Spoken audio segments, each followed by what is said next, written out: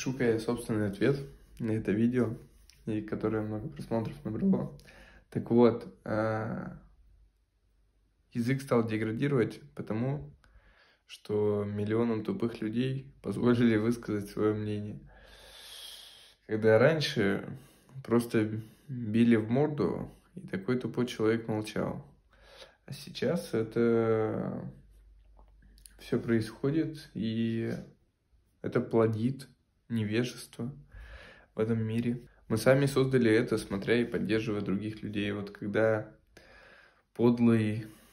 злостный, подлый комментатор пишет свой комментарий, он поддерживает этого человека.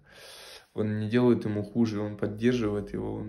Самое главное, за что все борются, это внимание. Там, где внимание, там все, в принципе. И деньги, и власть.